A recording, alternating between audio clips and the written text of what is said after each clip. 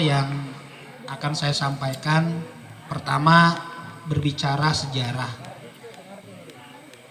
Saya sendiri sebenarnya sudah merasa tua karena komisariat sudah berumur 16 tahun. Jadi 16 tahun itu kalau remaja berarti sudah remaja ya, sudah kenal perempuan, itu sudah mengetahui, sudah ingin tahu yang namanya lawan jenis. Beger. Jadi mudah-mudahan analogi seperti itu bisa diimplementasikan oleh komisariat, bukan hanya banyak kader, bukan hanya pengkaderan, bukan hanya memahami organisasi. Kayak kemarin pun saya pas membaca surat melihat temanya sangat luar biasa gitu tuh. Jadi mudah-mudahan, karena kalau berbicara komisariat jangan pernah keluar dari yang namanya Tridharma Perguruan Tinggi. Apa Tridharma Perguruan Tinggi? Nah, salah satunya itu dedikasi terhadap masyarakat. Kalau berbicara pembelajaran dan riset, penelitian, nah kita mahasiswa, itu tugas kita.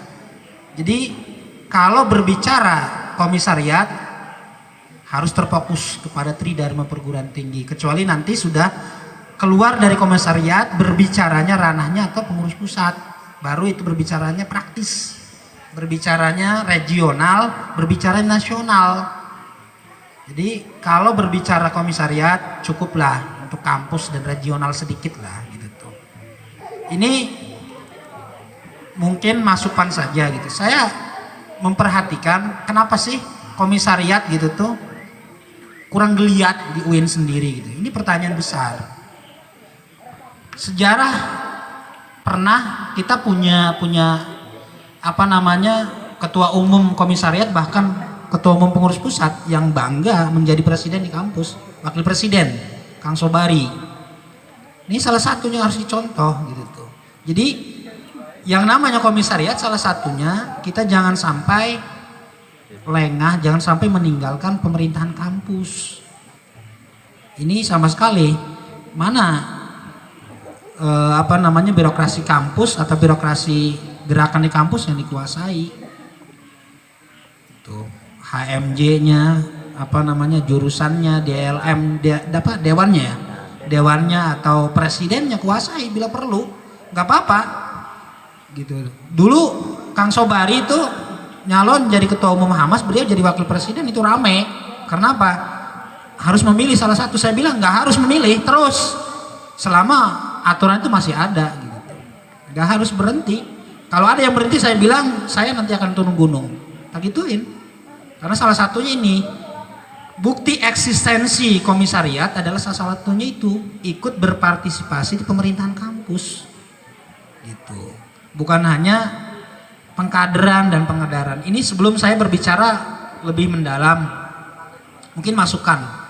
Yang kedua, saya kalau mendengarkan lagu Hamas tadi, kalau benar-benar diresapi, itu air mata menetes. Demi Allah saya lagi ngomong, menetes air mata. Coba kalau nggak percaya, sendiri putar lagunya, hayati. Kalau nggak sampai keluar air mata, berarti belum jadi orang Hamas. Itu pencipta lagunya sangat luar biasa itu. Kang Jenal Mutiin Bahab kalau nggak salah ya. Itu Kang Jenal Mutiin Bahab. Berarti beliau itu sangat benar-benar mengetahui arah kebijakan Hamas itu kemana, gitu. Arah haluan gerakannya seperti apa gitu. Itu sangat luar biasa. Jadi momen milad ini bukan hanya mengenang berdirinya komisariat, tapi salah satunya saya pengen menyampaikan beberapa hal. Satu, jangan ada merasa senioritas, itu yang nggak boleh. Saya paling benci yang namanya senioritas. Jadi merasa senior, akhirnya apa?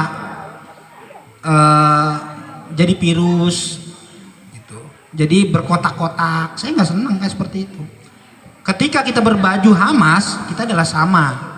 Cuma bedanya saya terlebih dahulu, Kakang Teteh mungkin hari ini. Itu yang membedakan.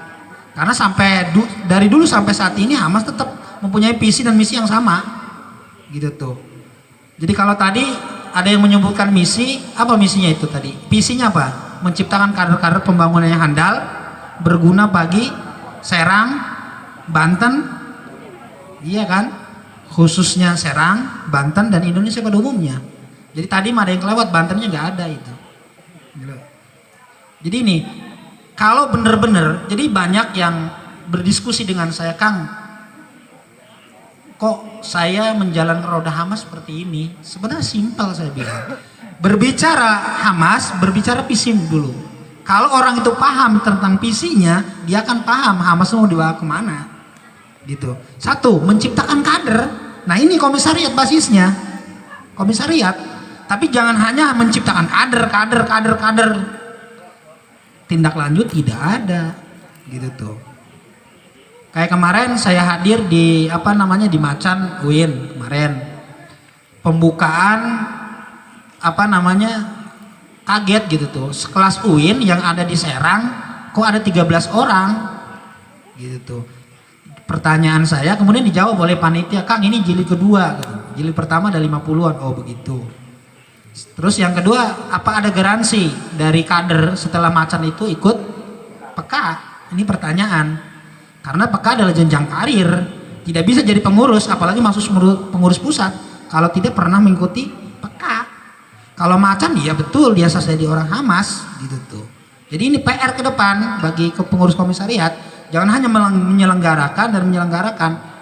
Yang kedua, yang selanjutnya, yang ketiga lah.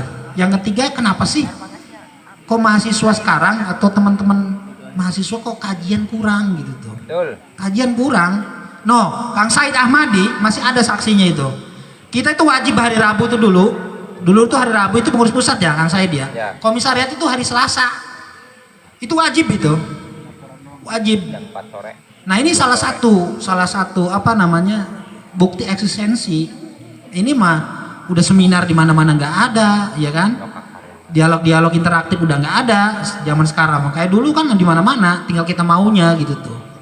Nah di internal Hamas sendiri susah gitu. Jadi ini masukan buat ketum pengurus pusat juga Tom. Jadi ketika komisariat selesai di komisariat masuk dipromosikan ke pengurus pusat bingung gitu.